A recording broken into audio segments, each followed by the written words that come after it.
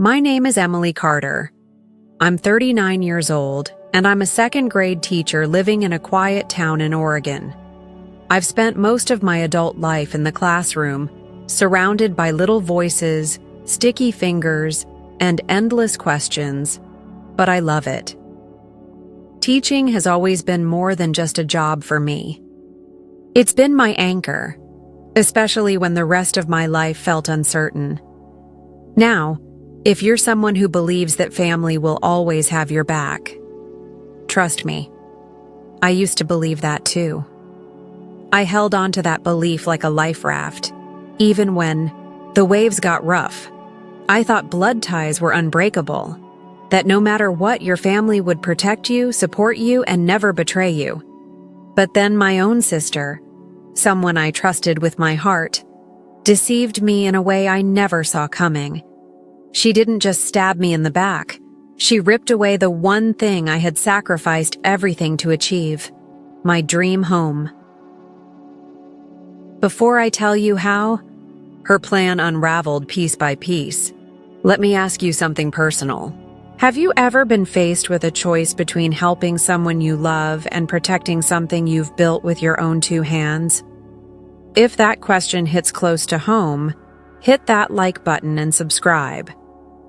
Because this isn't just a warning. It's a roadmap, and it might just prepare you for the day someone you trust forces you to choose between your heart and your future. You know that feeling when something you've dreamed of forever finally becomes real? When you've waited so long, worked so hard, doubted so many times that it would ever happen. And then one day, it just does? That was me. The day I got the keys to my very first home. My name is Emily Carter. I'm 39 years old, a second-grade teacher in Oregon, and until that day, I had never owned anything bigger than a one-bedroom rental with peeling paint and neighbors who played loud music until 3 a.m. Buying a house on a teacher's salary isn't easy. Actually, it feels impossible. Everyone around me kept saying, "Just rent, Emily. The market's insane. Owning isn't what it used to be." But I couldn't let go of the dream. Not because I needed something big or fancy, but because I wanted something that was mine. A place where no one could raise my rent, where I could paint the walls any color I wanted, where I could sit on the porch in the evening and not feel like life had passed me by. So I made sacrifices. When other people my age were going on vacations, I was tutoring after school. When friends were splurging on new cars, I was driving my old Toyota Corolla that rattled every time I hit 60. I brought my lunch every single day. I cut my own hair for a while. I even skipped Christmas gifts for 3 years, all to build a down payment. Slowly, month by month, there were moments, many actually, when I wanted to give up. Like when I saw my savings vanish overnight because of an emergency dental surgery. Or when a house I loved got bought in cash by some investor before I could even make an offer. It felt cruel sometimes, how close I'd get, only to have the door slammed shut. But I kept going, because I had to. Because I couldn't let this be another thing I talked myself out of. Then one morning, while scrolling through listings before work, half asleep, still in my robe, I saw it. A little 2-bedroom craftsman in a quiet neighborhood just outside Eugene. Pale blue exterior, white trim, a porch swing, and a backyard that had enough space for a garden. The listing said, "Motivated seller." My heart started racing. I don't know why that house felt different, but it did, like it had been waiting for me. I called my realtor, Stacy, immediately. She squeezed me in for a showing that afternoon. When I walked through the front door, I knew, not because it was perfect, it wasn't. The floors needed refinishing, and the kitchen was stuck in the early 2000s. but it had this feeling, like I could exhale in there, like I wasn't pretending to be someone I wasn't. The light in the living room made everything feel warmer. There was a small built-in bookshelf by the fireplace. I imagined placing all my old paperbacks there, the ones I'd carried from apartment to apartment, the ones that had seen me through breakups, career changes, loneliness. I made an offer that same night, below asking, because it's all I could afford. Then I waited. 4 days. That's how long it took. I barely slept. And then Stacy called. They accepted. I couldn't even speak. I just sat down on my couch and cried. The kind of crying that feels like something breaking open inside you. Relief, pride, gratitude, all of it tangled together.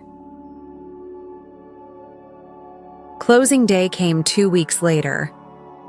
I remember holding the pen in my hand at the title office and thinking, this is the biggest thing I've ever done, the scariest and the bravest.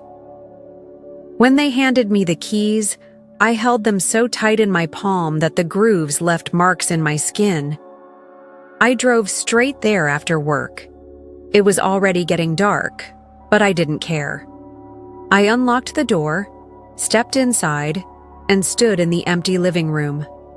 Just me, the faint echo of my footsteps, and the smell of fresh paint. I walked from room to room, touching the walls, whispering, "Thank you," to no one in particular. Maybe to the universe, maybe to myself, maybe to the younger version of me who refused to give up. That first night, I didn't unpack anything. I dragged a sleeping bag into the living room, ordered a greasy pizza, and watched the ceiling fan spin slowly above me. It was quiet, peaceful. I slept like a baby on that hard floor, smiling in my sleep. Over the next few weeks, I started to settle in. I painted the bedroom a soft sage green, bought a used dining table from Facebook Marketplace, hung twinkly lights along the back fence. On weekends, I'd sit on the porch swing with a cup of tea and just be neighbors introduce themselves. A retired couple next door brought me banana bread. A teenager down the street offered to mow my lawn for $10. It was everything I'd wanted. Simple, stable, safe. And maybe that's why I didn't see the storm coming. Why I let my guard down. Because when you finally feel like you're home, truly, deeply home, you stop looking over your shoulder. You stop expecting betrayal to come wearing the face of someone you love. But I should have known. Amanda never let me have nice things for long. It started with a phone call. I was chopping vegetables in my tiny kitchen, trying out a new slow cooker recipe I'd found online. It was a quiet Sunday evening, the kind where you feel good just being in your own company. The phone rang and I didn't recognize the number at first, but something about it made my stomach clench. I wiped my hands, picked up, and heard a voice I hadn't spoken to in over a year. "Em? It's Amanda." I froze.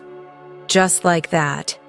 Every wall I'd carefully built inside me started to shake.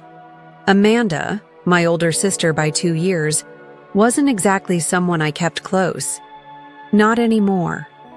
Our relationship had always been complicated.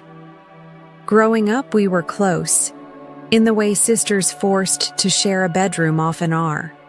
We'd whisper at night, laugh under the covers, dream together. But that bond cracked when we hit our 20s. Amanda became unpredictable, self-centered, charming, yes, but in a way that drained everyone around her. She bounced between jobs, relationships, apartments, always in some kind of chaos. And yet somehow, she always landed on her feet, usually with someone else breaking her fall. I was the opposite. I lived cautiously, methodically. I planned, saved, sacrificed. And I guess part of me resented how Amanda could live recklessly and still expect rescue when the consequences came knocking. That phone call came after more than a year of silence. "Hey," I said cautiously, "everything okay?" She exhaled, and I could hear the tremble in her breath. I didn't know who else to call. I'm kind of in a situation." Of course she was. I leaned against the counter. "What happened?" Long story short, she'd broken up, again, with her boyfriend of the past year. A guy I'd never met, but who apparently turned out to be controlling and emotionally abusive. She'd left their place in a hurry, had nowhere to go, and was currently sitting in her car with 2 suitcases and nowhere to sleep. And I was her last hope. She didn't even try to sugarcoat it. "Look, I know we haven't talked, and I know things ended badly. But I'm exhausted, Em. I just need a place to breathe, a place to figure things out. A week, 2 max. I swear." Part of me wanted to say no, to hang up, to protect the life I'd finally built for myself. But then I thought about the sound of her voice, the crack in it, and I remembered what it felt like to be alone, scared, unsure of what tomorrow looked like. I told myself it would be temporary, that I was strong enough now to set boundaries, that letting her stay didn't mean I had to let her in. So I said, yes. She showed up 3 hours later. Same Amanda, tan, tired, too thin, with dramatic eyeliner and a smile that tried to hide the storm behind her eyes. She hugged me like nothing had ever happened between us. Like we hadn't had that screaming fight the last time we saw each other. Like she hadn't ghosted me when I told her I was buying a house. But I hugged her back, because she was my sister. And maybe I still wanted to believe she could change. Made up the guest room, gave her fresh towels, showed her where everything was. She looked around with wide eyes. "This place is gorgeous, Em." "Wow, you really did it." I smiled, cautious. "Yeah, it's small, but it's mine." She touched the edge of the hallway mirror and said, "No, it's beautiful. You deserve this." For a few days, it went okay. She was quiet. Stayed in her room a lot. Said she was job hunting, though I never saw her actually applying to anything. She offered to cook one night, made a huge mess in the kitchen, then left, me to clean it up. But I bit my tongue, told myself to pick my battles. Until day 6. That morning, I woke up to find her sitting at the kitchen table with a latte and a man I'd never seen before. "Morning, sis," she said cheerfully. "This is Sean. He's a friend." I blinked, still in pajamas. "You brought someone home?" She laughed. "Relax. It's not like that. We were just catching up. He dropped me off after breakfast." I didn't argue, not yet. But later that night, I found 2 wine glasses in the sink, a half-empty bottle of Merlot I hadn't bought, and a used towel on the bathroom floor that definitely wasn't mine. That was the start. Over the next 2 weeks, Amanda became comfortable, too comfortable. She left dishes everywhere, took phone calls at full volume late at night, turned the living room into her personal closet, started referring to my house as our place when talking to people. She'd say things like, "Em and I are really settling in here," or "We're thinking of redoing the backyard." We? No. There was no we. And yet, every time I tried to have a serious conversation, she brushed me off, gave me those big, wounded eyes. "I just need more time, Em. You're so lucky to have this place. Can you share it for a little longer? Lucky. That word stung. As if this house had fallen into my lap. As if the years I spent clawing my way toward it didn't count. But I didn't confront her. Not really. Because I still hoped she'd get on her feet. I still wanted to believe she'd leave when she said she would. I didn't know yet that Amanda wasn't just taking up space. She was studying me, waiting, and planning something I never could have imagined. Not even from her. Looking back now, I realize the signs were everywhere. They weren't even subtle. They were neon lights, flashing warnings that I refused to see. But when you grow up learning to tiptoe around someone's moods, when you've been conditioned from a young age to believe that family comes first no matter what, it's easy to explain away red flags. Especially when they come from someone who knows exactly how to manipulate your guilt. Someone who has spent years perfecting the art of looking innocent while orchestrating chaos behind the scenes. The first red flag? Amanda started asking questions. Not the kind a guest asks. The kind someone asks when they're trying to figure out the wiring of a house they want to take over. Like she was casing the joint for a future takeover. How much did you put down on the place? What's your mortgage rate like? Whose name is on the deed? Just yours? She asked all this with a smile, like it was casual conversation over morning coffee. I didn't think much of it at first. I thought maybe she was just curious. Maybe, for once, she was thinking about her own future, about being responsible. I wanted to believe that. I needed to believe that Amanda was growing up, that she was finally turning a corner. But then came the mail. One afternoon, I opened the mailbox and found an envelope addressed to Amanda. Not forwarded mail. This was new, sent directly to my address. A store credit card she'd clearly applied for, using my house as her permanent residence. My heart sank. It was such a small thing, technically, but it screamed entitlement. I confronted her about it. She waved it off like I was being overly dramatic. Oh, that? I needed an address for the application. It's not a big deal, Em. It kind of is, I said, trying to stay calm. This is my legal residence. You can't just start using it like it's yours. She pouted like a teenager caught sneaking in past curfew. I didn't know it would bother you. You're so uptight sometimes. And just like that, I felt like the bad guy. That's what Amanda was good at. Reversing things. Twisting them until I questioned myself. She knew how to say things just right.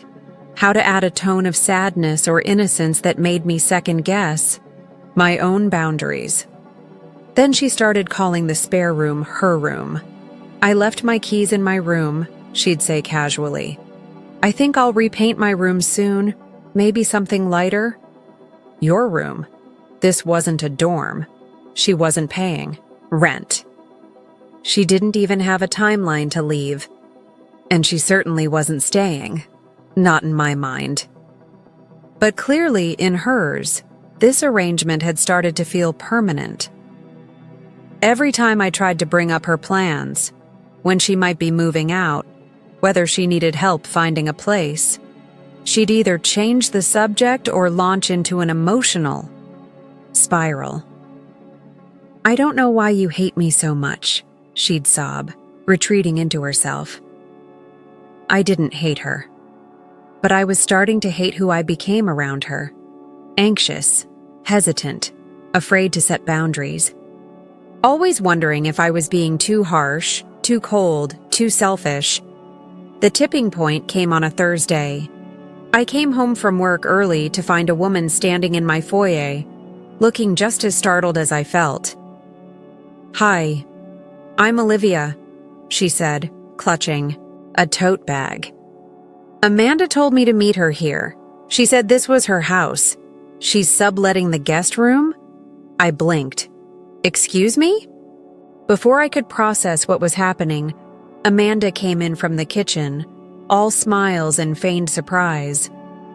"Oh, Olivia, you're early!" I turned to her, confused and angry. "Amanda, what the hell is going on?" She pulled me aside and dropped the act instantly, her tone flat and unapologetic.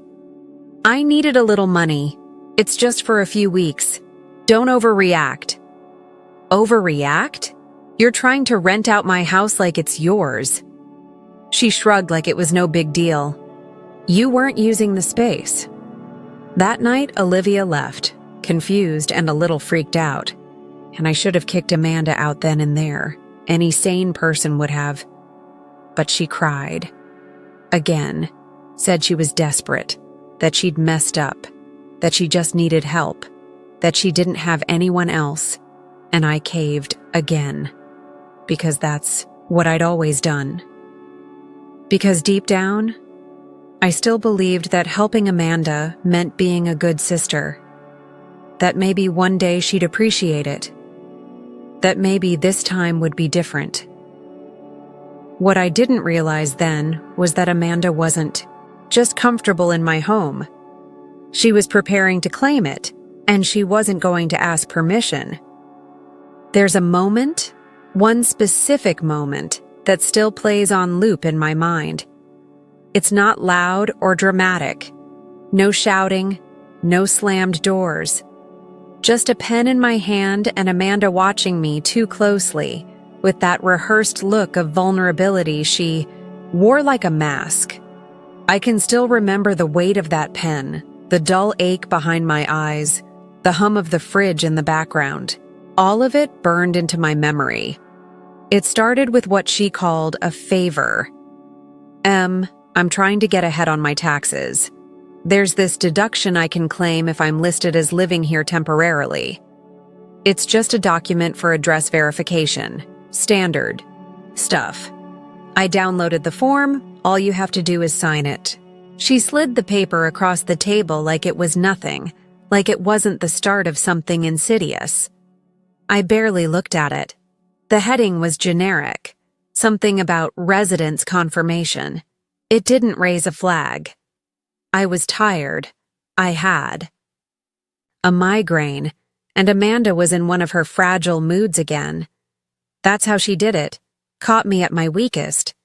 So I signed it. 1 week later, she asked for a second signature. Same thing, she said. The IRS wanted clarification. This one looked more official. There was a notary seal, but Amanda had already filled most of it out. She pointed to where I needed to initial and where I needed to sign, like she was walking me through something. Completely routine. "I'll take it to the notary myself," she said, snatching it before I could really read it. "You don't have to worry about any of this." She smiled, but it didn't reach her eyes. I didn't think to question her. I told myself it was just red tape. A formality. I told myself that Amanda couldn't do anything dishonest, and that's the thing that eats at me most. Month after that, I got a letter in the mail. Certified. Legal. It was from the county assessor's office. My stomach dropped before I even opened it. I had this sinking feeling that whatever was inside wasn't going to be good. Notice of ownership change. Property at my address has been recorded with new shared ownership. Amanda Taylor, 50%. I remember reading that line again and again. It felt like a foreign language. I couldn't make the words make sense. Shared. Ownership. I didn't understand. I hadn't sold anything. I hadn't agreed to give her anything. But somehow, through some twisted legal maneuver, Amanda had inserted herself onto the deed. My deed. The home I had saved for, worked for, protected. I confronted her immediately. I stormed into the living room, letter in hand, heart pounding in my ears. She didn't even flinch, didn't even look surprised. "It's just easier this way," she said. "We're family, Em, and I've been living here. I deserve some equity." I felt like the ground disappeared under me. "You lied to me." "I didn't lie," she said calmly. "I just made things official." She turned and walked away, leaving me standing there with that awful letter shaking in my hand like it was just another Tuesday. I called the county. I told them it had to be a mistake. But they said the paperwork was legitimate. My signature was on the forms. The notary had validated it. They had no idea I'd been tricked. No idea that the woman I'd tried to help had used my trust as a weapon. Amanda had taken my kindness, my exhaustion, my trust, and weaponized it. She turned it into legal leverage, twisted it into something I couldn't undo. I didn't just feel betrayed. I felt legally robbed, and worse, I had helped her do it. After the letter came, everything changed, but not in the way you might expect. There was no explosion, no screaming match, no middle-of-the-night eviction. Just silence. A thick, suffocating silence that wrapped around the house like fog. Amanda stayed out of my way, mostly.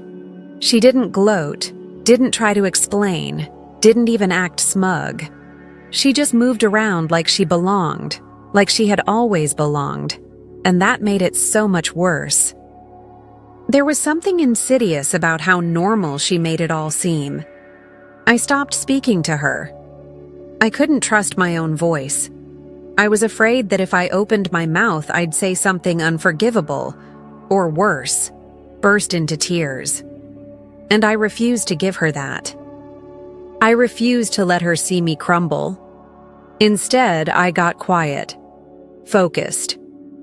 I started documenting everything: emails, texts, envelopes addressed to her, copies of the forged forms.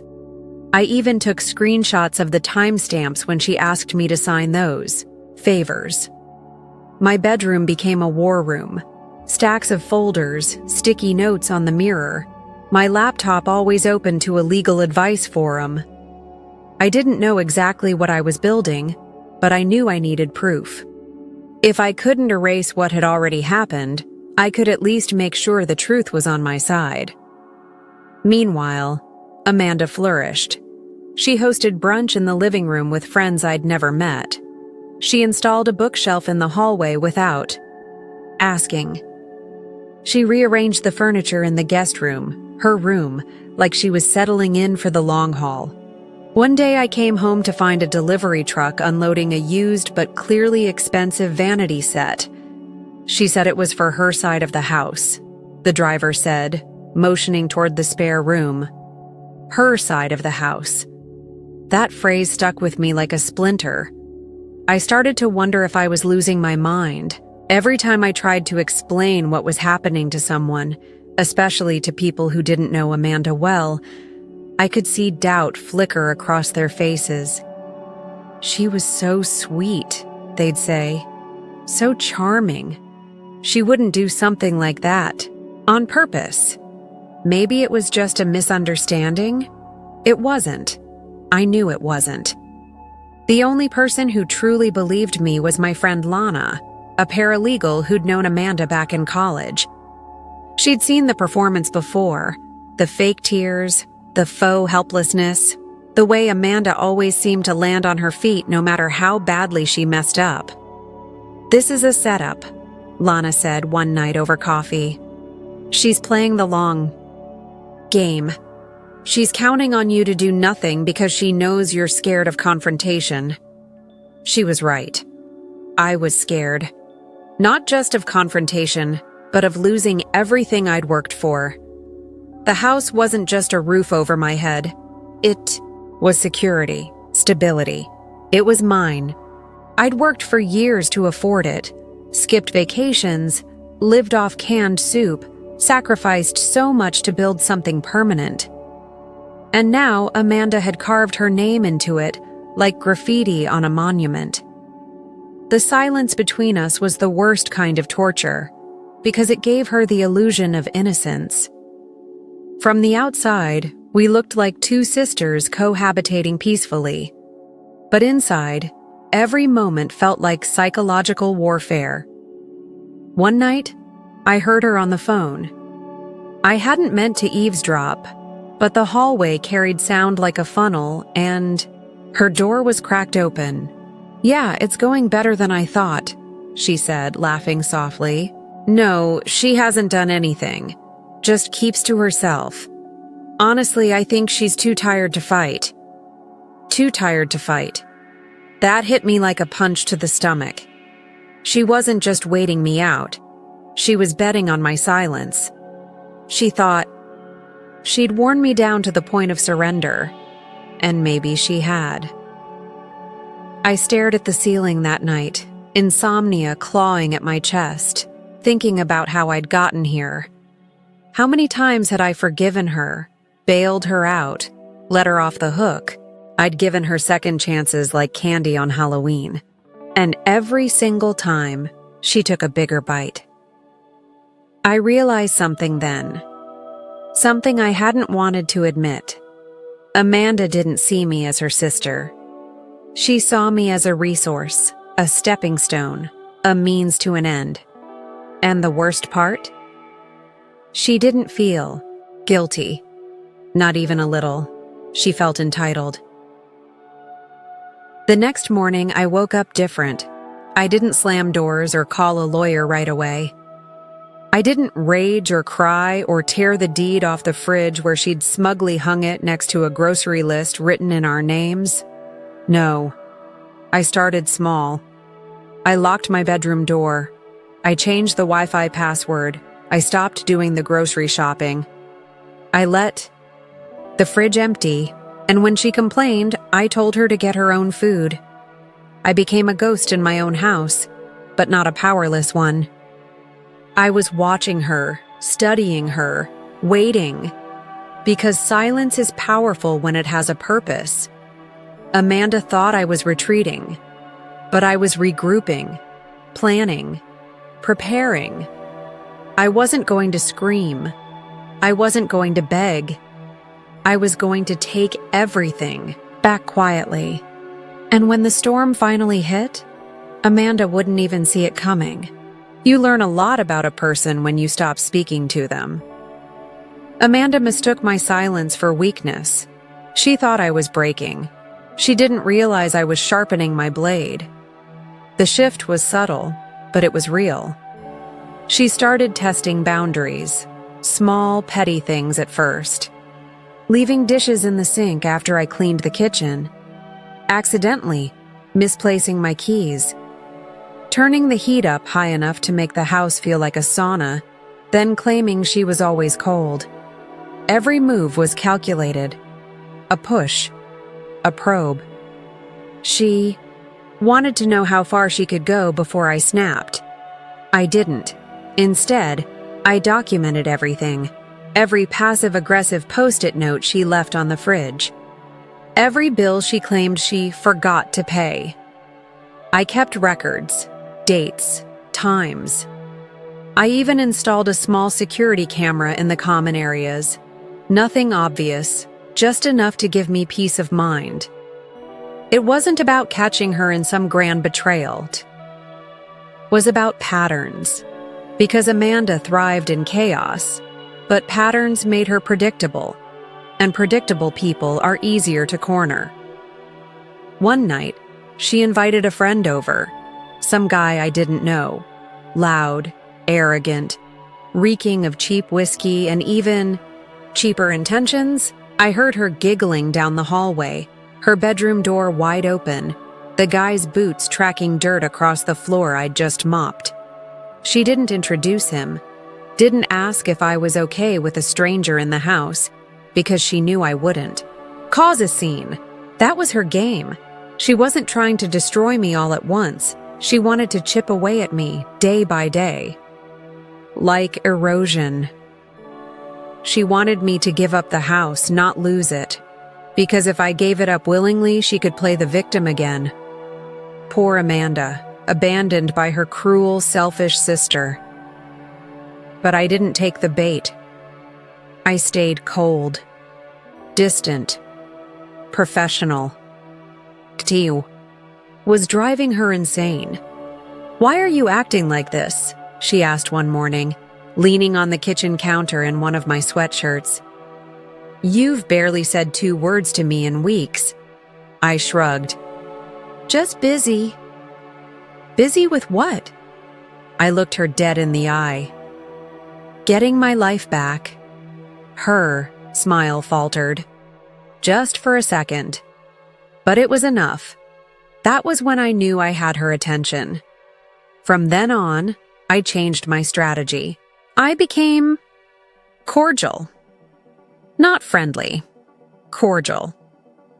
I greeted her in the mornings. I left polite notes about chores. I started doing laundry at different times so we didn't overlap. I made it look like I was moving on. Like I was done fighting. It lulled her into a false sense of security. And that's when she slipped. She left an envelope on the kitchen table one evening, half open, addressed to her. It was from a credit union I didn't recognize. I pretended not to notice, but when she went out to walk the dog she never used to care about, I took a closer look. It was a loan application, with the house listed as a shared asset. I felt my stomach drop. She wasn't just squatting.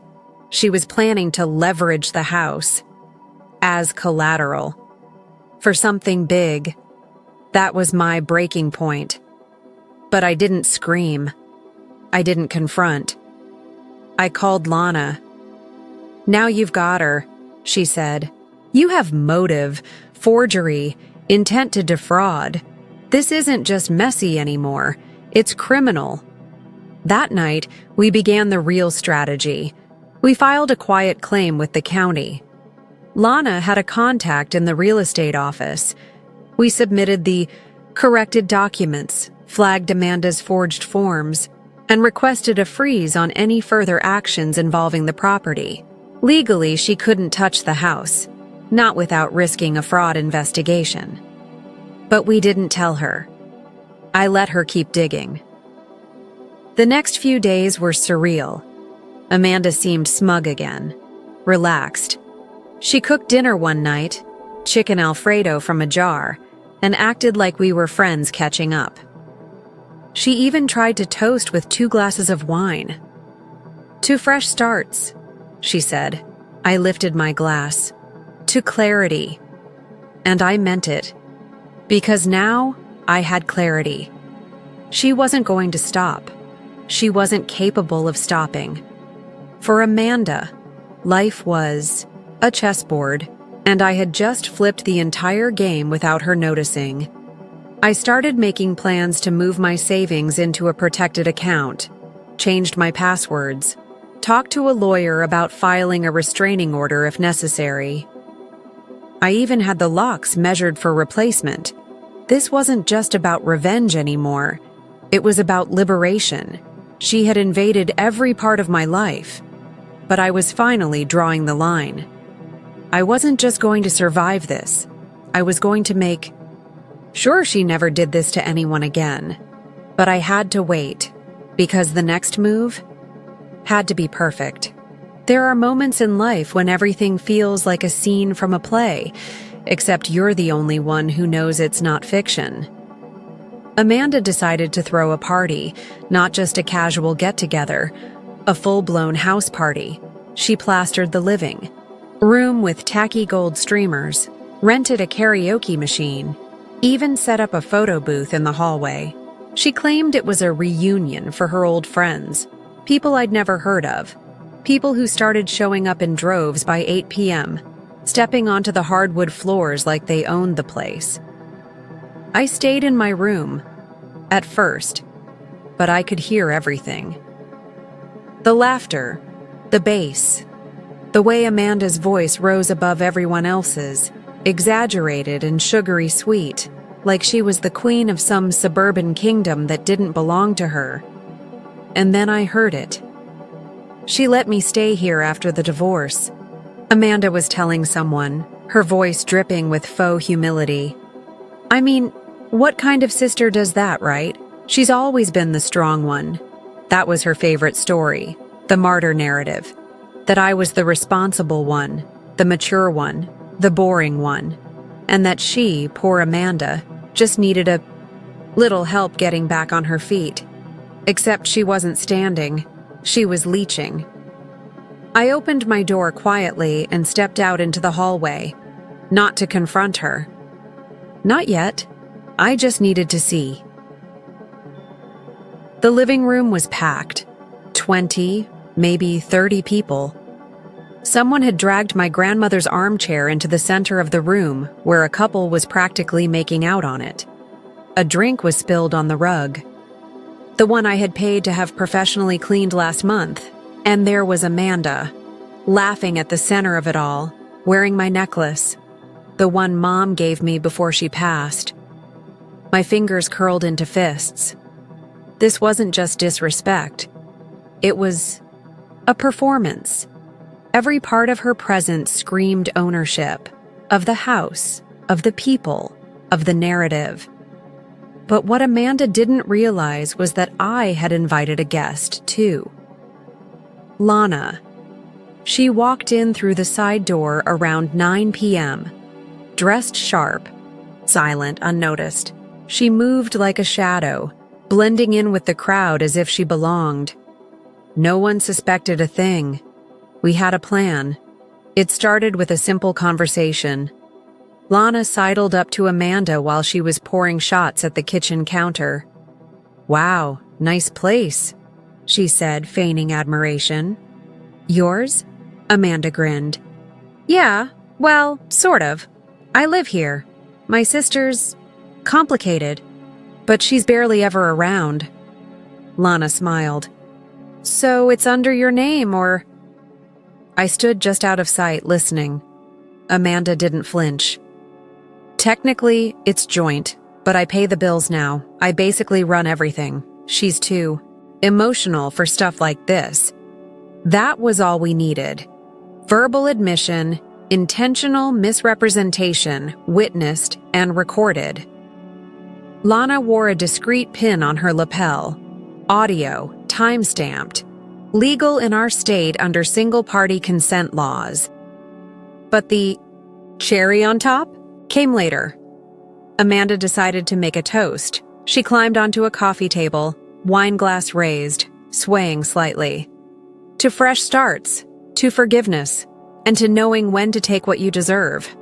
The room erupted in cheers. She basked in it, like a goddess, like a liar.